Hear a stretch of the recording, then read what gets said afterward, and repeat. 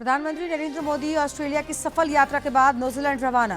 भारत और ऑस्ट्रेलिया के बीच परमाणु ऊर्जा को लेकर ऐतिहासिक करार, 100 गीगावाट परमाणु ऊर्जा का लक्ष्य। नई दिल्ली में आयोजित नेशनल स्टॉक होल्डर्स कंसल्टेशन में झारखंड सरकार ने किए 14 महत्वपूर्ण एमओयू। राज्य में आएगा करीब 1 लाख करोड़ रुपए का निवेश।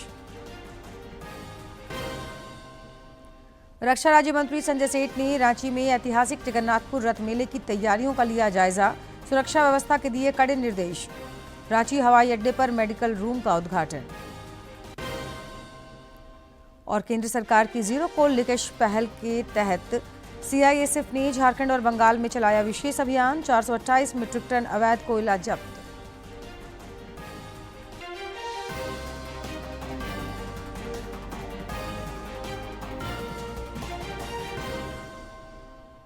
नमस्कार, खबरें झारखंड में आपका स्वागत है। मैं हूं जयलक्ष्मी और अब समाचार विस्तार से। प्रधानमंत्री नरेंद्र मोदी 3 देशों की यात्रा के अंतिम पड़ाव के लिए आज न्यूजीलैंड रवाना हुए। न्यूजीलैंड में प्रधानमंत्री अपने समकक्ष के साथ बातचीत करेंगे। दोनों नेता द्विपक्षीय संबंधों के सभी पहलुओं की भी समीक्षा करेंगे। किसी भारतीय प्रधानमंत्री की 40 वर्षों में यह पहली न्यूजीलैंड यात्रा होगी। सीमाएं महासागर के क्षेत्र दोनों ही देशों को कनेक्ट करते हैं और इसलिए ये दोनों ही देश जो लोकतंत्र में विश्वास रखते हैं, शांति में विश्वास रखते हैं, वो ये चाहते हैं कि एक बहुत ही बैलेंस्ड, ओपन और फेयर इंडो पैसिफिक इकोसिस्टम पूरी दुनिया उसका सपोर्ट करे, निर्बाध रूप से जो कारोबार है वो चलता रहे और इसी को लेकर के ये दोनों देश और ज़्यादा करीब आते हुए दिखाई दिए। इससे पहले प्रधानमंत्री नरेंद्र मोदी की मौजूदगी में ऑस्ट्रेलिया के साथ कई महत्वपूर्ण समझौते हुए। दोनों देशों ने असैन्य परमाणु सहयोग समझौते को लागू करने पर सहमति जताई। ऑस्ट्रेलिया के साथ यूरेनियम की आपूर्ति के लिए भी समझौता हुआ है। दोनों देशों ने स्वतंत्र और मुक्त हिंद प्रशांत क्षेत्र के लिए रक्षा और सुरक्षा सहयोग पर संयुक्त घोषणा पत्र को स्वीकार किया। श्री मोदी ने मेलबर्न स्टेडियम में हुए समारोह के दौरान कहा कि भारत और ऑस्ट्रेलिया के रिश्ते काफी बेहतर हैं और क्रिकेट से इसे और मजबूती मिलती है। प्रधानमंत्री मोदी के साथ ऑस्ट्रेलिया के प्रधानमंत्री एंथनी अल्बनीज भी मौजूद थे। इस दौरान प्रधानमंत्री ने ऑस्ट्रेलिया के पूर्व क्रिकेट कप्तान स्टीव वॉ के साथ भी मुलाकात की और उन्हें पिछली मुलाकात की एक तस्वीर भेंट की। प्रधानमंत्री ने ऑस्ट्रेलिया की पूर्व महिला क्रिकेट कप्तान लिसा स्थालेकर के साथ भी मुलाकात की। लिसा भारतीय मूल की पूर्व ऑस्ट्रेलियन क्रिकेटर हैं। पीएम ने ऑस्ट्रेलियाई रग्बी खिलाड़ियों के साथ भी बातचीत की। प्रधानमंत्री नरेंद्र मोदी ने स्टेडियम में प्रशिक्षण ले रहे युवा खिलाड़ियों से मुलाकात की और उनसे औपचारिक वार्ता की। नई पीढ़ी के खिलाड़ियों का उत्साह बढ़ा तो दोनों प्रधानमंत्रियों ने इस ऐतिहासिक मैदान का दौरा किया। ये दौरा भारत और ऑस्ट्रेलिया की दोस्ती और सांस्कृतिक संबंधों को मजबूत करने में क्रिकेट की खास भूमिका को दर्शाता है। और प्रधानमंत्री नरेंद्र मोदी ने ऑस्ट्रेलियन प्रधानमंत्री के साथ शेन वॉर्न स्टैंड का भी दौरा किया। शेन वॉर्न, जैसा कि आप जानते हैं, ऑस्ट्रेलिया की टीम का कप्तान रह चुके हैं। उनकी पहचान दुनिया भर में लेग स्पिन की जादूगरी की वजह से है। उनके नाम टेस्ट क्रिकेट में 708 विकेट हैं, जिसका उनका रिकॉर्ड श्रीलंका के स्पिनर मुरलीधरन ने तोड़ा। एक महान खिलाड़ी शेन वॉर्न और शेन वॉर्न स्टैंड में दोनों ही नेता आज पहुंचे और वहां के खूबसूरत पलों का जायजा लिया। स्पोर्ट्स भारत और ऑस्ट्रेलिया के संबंधों की एक मजबूत कड़ी है। आज प्रधानमंत्री अल्बनीज़ी के साथ India Australia sports collaboration road map launch करना मेरे लिए बहुत ही खुशी की बात है। इसके तहत हम क्रिकेट के साथ अन्य खेलों में भी सहयोग मजबूत करेंगे। Sports training, sports science and technology के साथ मिलकर के हम आगे बढ़ेंगे। ऑन फील्ड के साथ साथ ऑफ फील्ड पार्टनरशिप भी मजबूत करेंगे। भारत में हमने सिर्फ टेक्नोलॉजी ही नहीं, स्पोर्ट्स को भी डेमोक्रेटाइज किया है। अपने दौरे के क्रम में प्रधानमंत्री नरेंद्र मोदी ने मेलबर्न में ऑस्ट्रेलिया के नेता प्रतिपक्ष एंगस टेलर से मुलाकात की। इस दौरान उन्होंने श्री टेलर से भारत और ऑस्ट्रेलिया के प्रगाढ़ होते संबंधों और भविष्य में आने वाले अवसरों पर सार्थक चर्चा की। मोदी ने ऑस्ट्रेलिया के विपक्षी नेता एंगस टेलर से मुलाकात की। दोनों नेताओं ने विभिन्न मुद्दों पर चर्चा की। उन्होंने भारत और ऑस्ट्रेलिया के बीच बढ़ती व्यापक रणनीतिक साझेदारी पर सार्थक बातचीत की। ये गर्मजोशी भरी और सौहार्दपूर्ण मुलाकात भारत के साथ संबंध और भी गहरे करने के लिए ऑस्ट्रेलिया में दोनों प्रमुख राजनीतिक दलों के मजबूत समर्थन को व्यक्त करती है। प्रधानमंत्री नरेंद्र मोदी ने मेलबर्न में वहां रह रहे प्रवासी भारतीयों को संबोधित किया। इस दौरान श्री मोदी ने प्रवासी भारतीयों को भारत की विकास गाथा का सहभागी बताया और नए भारत के सामर्थ्य, संकल्प और संभावनाओं का विश्वास दुनिया के सामने रखा। मौके पर श्री मोदी ने ऑपरेशन सिंदूर की भी चर्चा की। Prime minister of India honourable Shri Narendra Modi ji. भारतीय समुदाय के जोश से लबरेज माहौल, हजारों लोगों के उत्साह और उल्लास से भरा मेलबर्न का मार्वल स्टेडियम और प्रधानमंत्री नरेंद्र मोदी की मौजूदगी।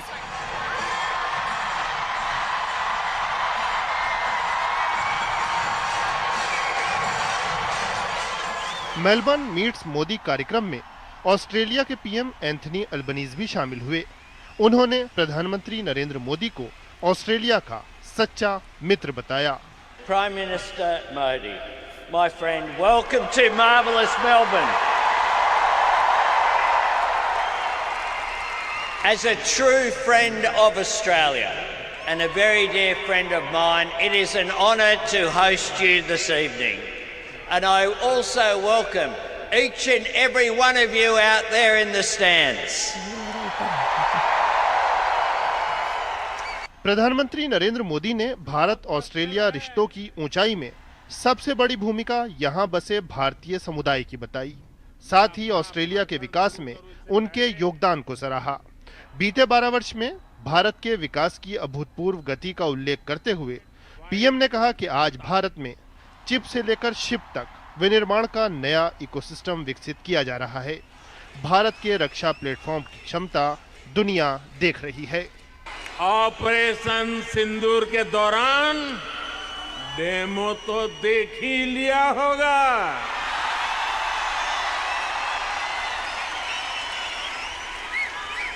धमाके आतंकियों के अड्डों पर हो रहे थे और गूंज पूरी दुनिया में सुनाई दे रही थी।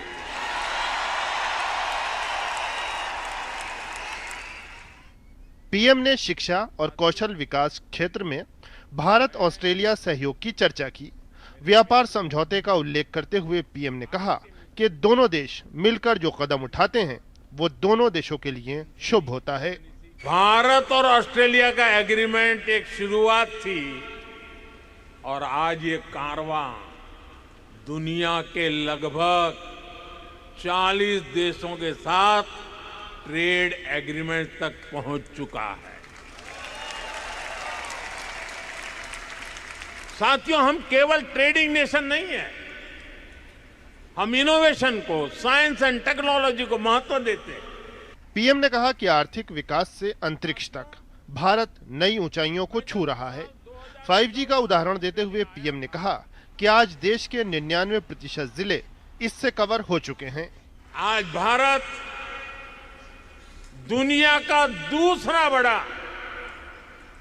5G मार्केट बन चुका है और इतना ही नहीं, भारत आज made in India 6G technology पर तेजी से काम कर रहा है। वो इसलिए क्योंकि भारतीय कहते हैं ग्रो मोर। पीएम ने कहा कि 12 वर्षों में 2 दर्जन से अधिक शहरों में मेट्रो नेटवर्क का विस्तार हो चुका है। हर दिन 1.25 करोड़ से अधिक लोग मेट्रो में सफर करते हैं। इतना ही नहीं, भारत में semi high speed rail network का तेजी से विस्तार हो रहा है। डिफेंस और स्पेस जैसे सेक्टर्स में भी सैकड़ों स्टार्टअप काम कर रहे हैं।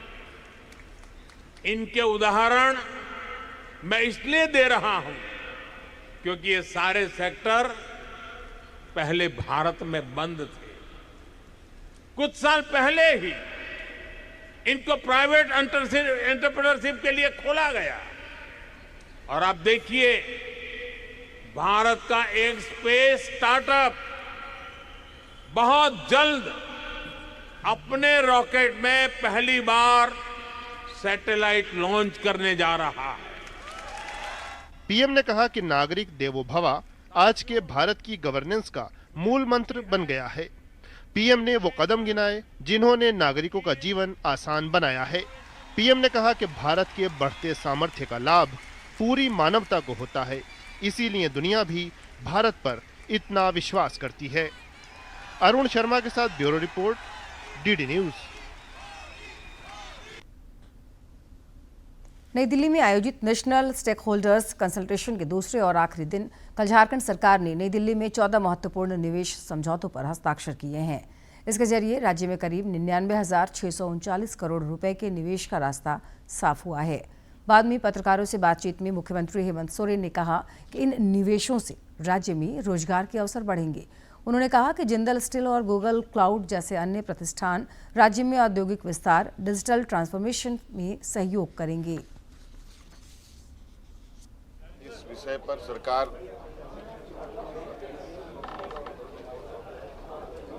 पूरी तरीके से राजहित के लक्ष्य और जन आकांक्षाओं को ध्यान में रख करके ही काम करती है और मुझे लगता है ये तो घड़े का एक बूंद जैसा है और भी बूंद बूंद भरते हुए उस घड़े को भरेंगे और आप देखेंगे कि एक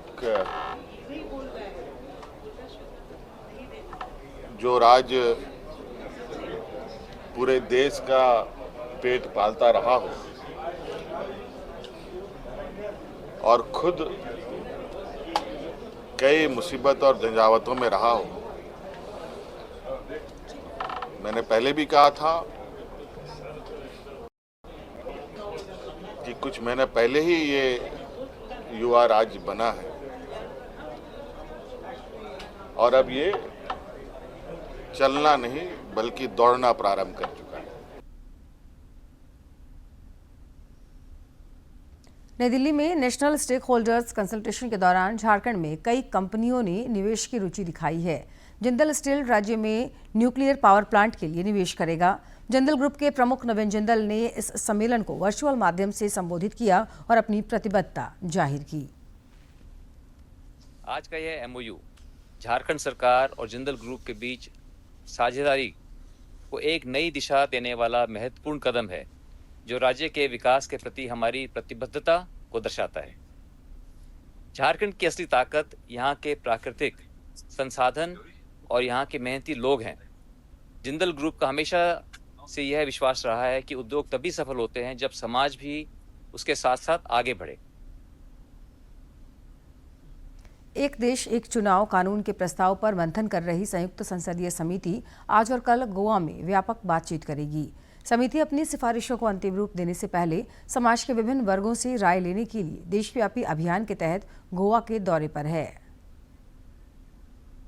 एक चुनाव कानून के प्रस्ताव पर मंथन कर रही संयुक्त संसदीय समिति आज और कल गोवा में व्यापक बातचीत करेगी। अपनी सिफारिशों को अंतिम रूप देने से पहले समाज के विभिन्न वर्गों से राय लेने के लिए देशव्यापी अभियान के तहत समिति गोवा के दौरे पर है। सांसद पीपी चौधरी की अध्यक्षता वाली ये समिति अपने 2 दिन के दौरे के दौरान समिति राज्य की राजनीतिक कार्यपालिका, गोवा विधानसभा के सदस्यों, वरिष्ठ सरकारी अधिकारियों, मुख्य निर्वाचन अधिकारी, राजनीतिक दलों, कानूनी विशेषज्ञों, शिक्षाविदों, उद्योग जगत के प्रतिनिधियों, मीडिया संगठनों और अन्य संबंधित पक्षों से बातचीत करेगी। समिति के देशव्यापी संपर्क कार्यक्रम के तहत मुंबई, देहरादून, चंडीगढ़, शिमला, बेंगलुरु और गांधीनगर में भी ऐसी ही बातचीत पहले हो चुकी है। राज्य में इन दिनों मतदाता सूची के विशेष गहन पुनरीक्षण एसआईआर के तहत बीएलओ द्वारा मतदाताओं से इम्यूनिफिकेशन फॉर्म भरवाया जा रहा है। राज्य के मुख्य निर्वाचन पदाधिकारी के रवि कुमार ने बताया कि वर्तमान में 82% से अधिक मतदाताओं का मैपिंग कार्य पूरा कर लिया गया है। उन्होंने कहा कि करीब 18% मतदाता अभी भी अनमैप्ड हैं, जिनकी सूचना अभी मान्यता प्राप्त राजनीतिक दलों को दे दी गई है। उन्होंने कहा कि विगत SIR की मतदाता सूची को सुपीरियर डॉक्यूमेंट के रूप में माना गया है। जिन मतदाताओं की विगत के SIR से मैपिंग हो गई है, उन्हें किसी अन्य प्रकार के दस्तावेज समर्पित नहीं करने होंगे। श्री कुमार ने कहा कि BLO जब घर घर जाएं तो इम्यूनिफिकेशन फॉर्म भरकर यथाशीघ्र उन्हें लौटा दे, ताकि डिजिटलाइजेशन के कार्य में तेजी आ सके। इधर झारखंड राज्य अल्पसंख्यक आयोग ने मतदाता पुनरीक्षण की धीमी गति पर चिंता व्यक्त की है। आयोग के उपाध्यक्ष शमशेर आलम ने रांची में पत्रकारों से बातचीत में BLO की कार्यशैली पर भी नाराजगी जाहिर की। उन्होंने कहा कि कुछ BLO घर घर पहुंचकर मतदाताओं से संपर्क नहीं कर रहे हैं और मतदाताओं को स्वयं उनसे संपर्क करना पड़ रहा है, जो चिंताजनक है। जो अपने कर्तव्य का निर्वहन नहीं कर रहे हैं, उस पर कार्रवाई करें या उसको तेज गति लाएं। दूसरा होगा कि समय सीमा जो आप बांधे हैं, हमको नहीं लगता है कि समय के अवधि के अंदर ये कार्य पूरा हो सकता है। इसलिए समय अवधि बढ़ाने की भी मांग हम निर्वाचन आयोग से करें। रांची में ऐतिहासिक रथ मेले की तैयारियां जोरों पर है। इस सिलसिले में कल रक्षा राज्य मंत्री संजय सेठ ने धुर्वा स्थित ऐतिहासिक जगन्नाथपुर मंदिर परिसर का दौरा कर तैयारियों का जायजा लिया। उन्होंने अधिकारियों को श्रद्धालुओं की सुरक्षा और सुविधाएं सुनिश्चित करने के निर्देश दिए। यह पारंपरिक रथ यात्रा आगामी 16 जुलाई से शुरू होने जा रही है।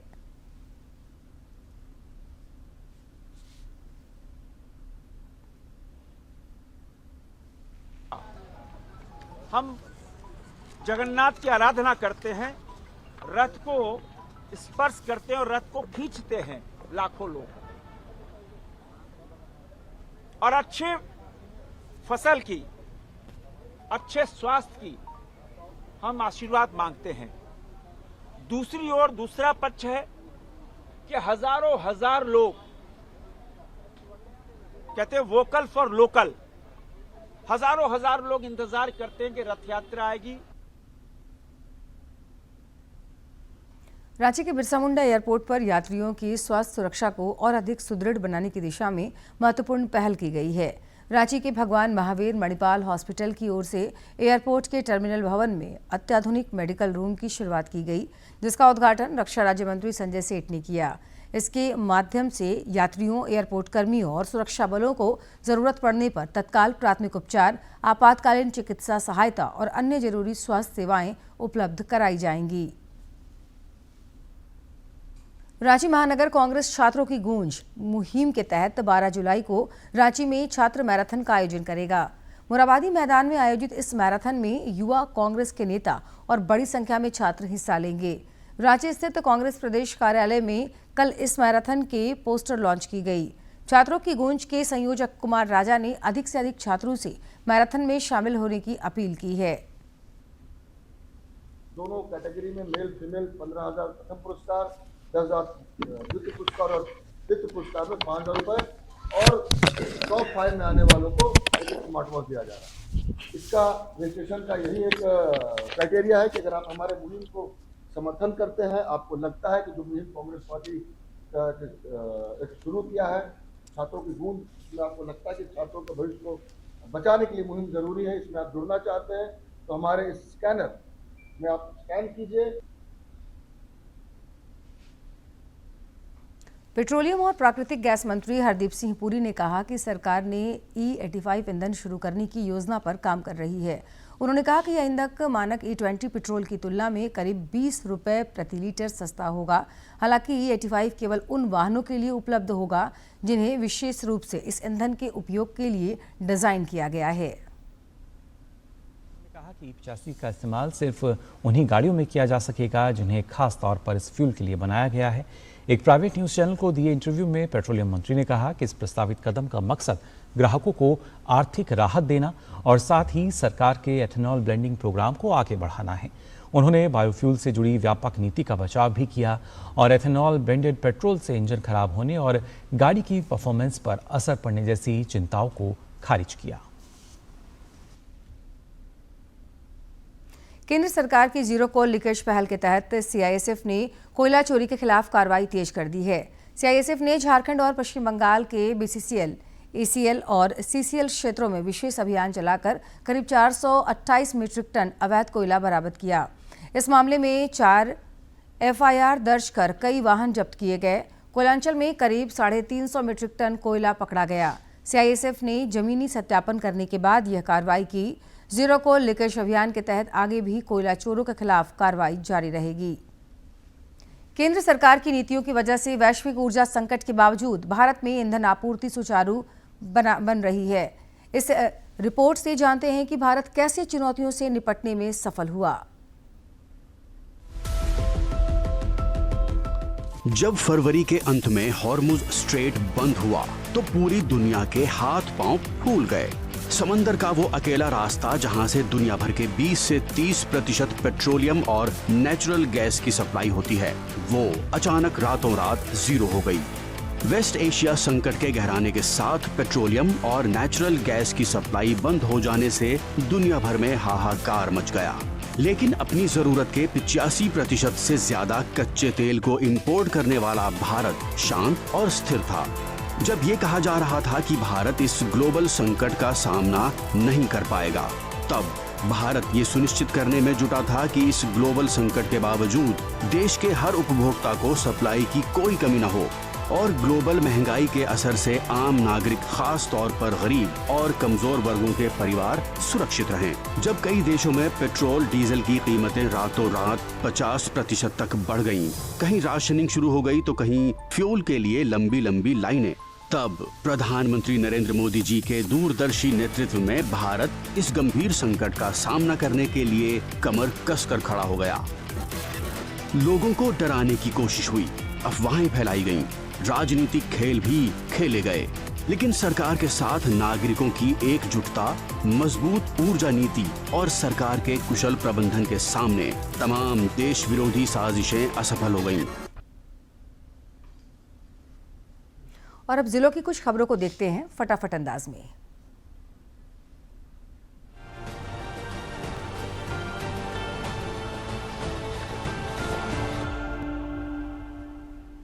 रांची के बीएयू की खरीफ अनुसंधान परिषद में विशेषज्ञों ने उच्च उपज, सूखा रोग प्रतिरोधी, पोषण युक्त फसल किस्मों के विकास, प्री ब्रीडिंग, कम लागत तकनीक, स्वदेशी पशु नस्लों के पंजीकरण, सस्ते चारे और पोल्ट्री क्षेत्र की संभावनाओं पर जोर दिया।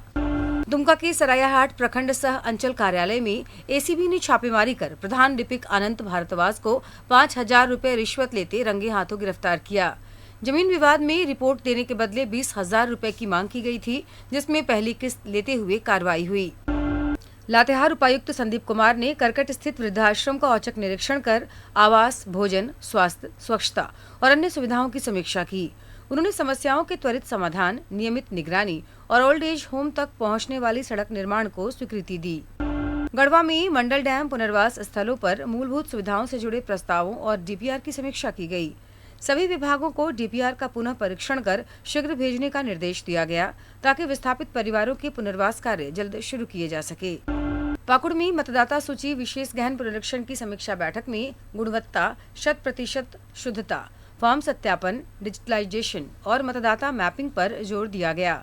अधिकारियों से समयबद्ध अद्यतन और त्रुटि रहित मतदाता सूची तैयार करने को कहा गया। सिमडेगा में विद्यालय प्रतिनिधियों की शिकायत पर उपायुक्त ने सामटोली रोड का मामला संज्ञान में लिया। नगर परिषद को 2 दिनों में गड्ढे भरने और जुड़कों को सड़क पर रखे पाइप हटाकर शहरी जलापूर्ति कार्य तेजी करने से पूरा करने के निर्देश दिए। गुमला जिले में कल्याण विभाग की निःशुल्क साइकिल योजना के अब तक 1,223 पात्र छात्र छात्राओं को साइकिल वितरित की जा चुकी है।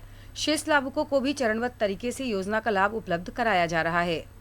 खूंटी के कदमा स्थित कटहल प्रोसेसिंग यूनिट का निरीक्षण कर प्रसंस्करण, गुणवत्ता, स्वच्छता और विपणन व्यवस्था की समीक्षा की गई। स्थानीय किसानों और महिला समूहों की आय बढ़ाने के लिए यूनिट का प्रभावी तथा बेहतर संचालन सुनिश्चित करने के निर्देश दिए गए।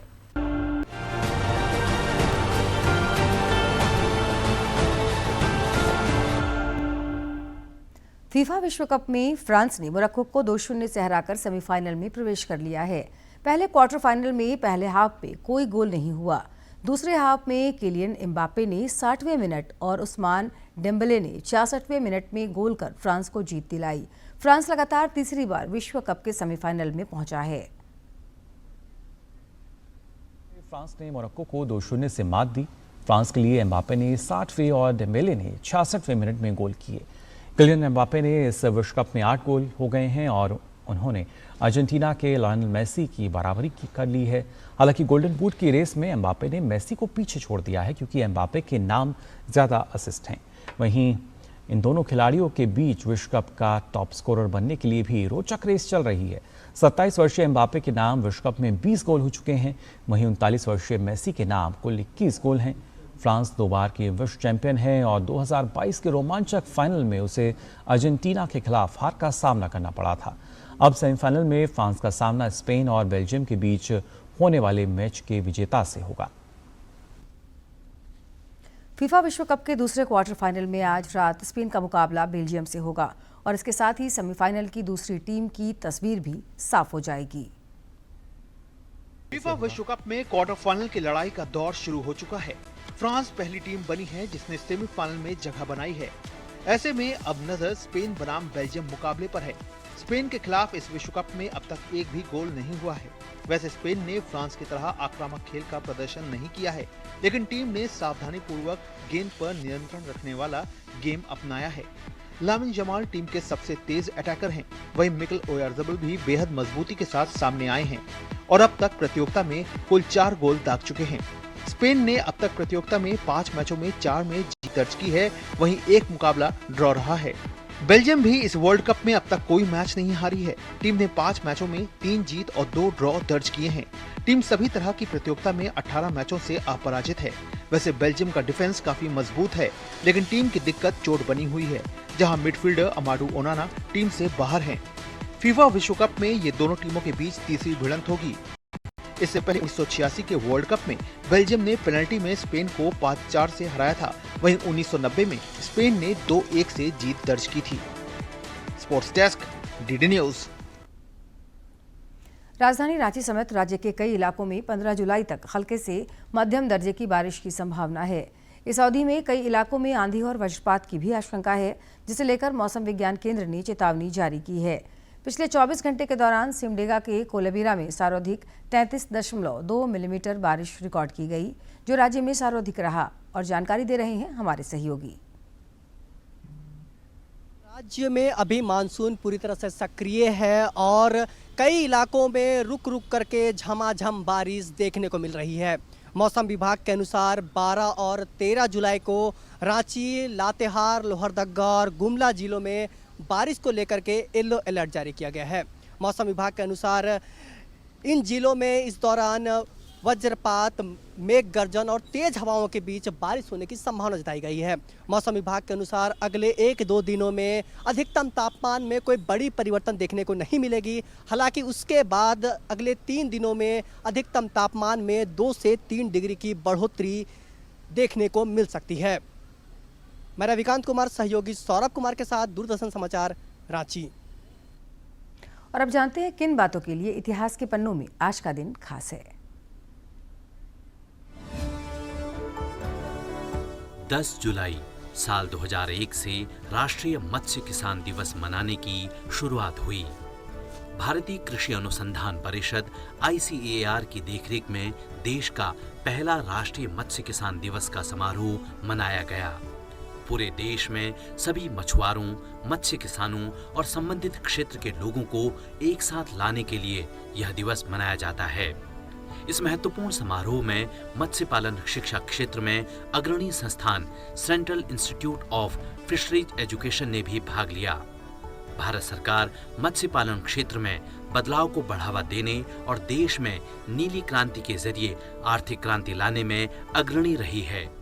इस क्षेत्र और उत्पादकता दोनों में वृद्धि, गुणवत्ता में सुधार और अपशिष्ट में कमी लाते हुए किसानों की आय बढ़ाने की परिकल्पना की है। खबरों के अंत में एक नजर मुख्य समाचार पर।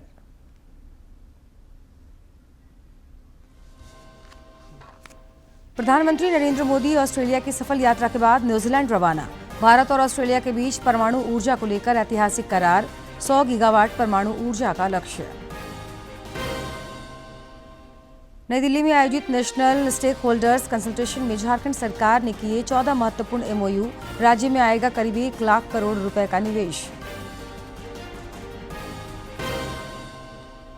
रक्षा राज्य मंत्री संजय सेठ ने रांची में ऐतिहासिक जगन्नाथपुर रथ मेले की तैयारियों का लिया जायजा, सुरक्षा व्यवस्था के लिए रांची हवाई अड्डे पर मेडिकल रूम का उद्घाटन। और केंद्र सरकार की जीरो कोल लीकेज पहल के तहत सीआईएसएफ ने झारखंड और बंगाल में चलाया विशेष अभियान, 428 मीट्रिक टन अवैध कोयला जब्त।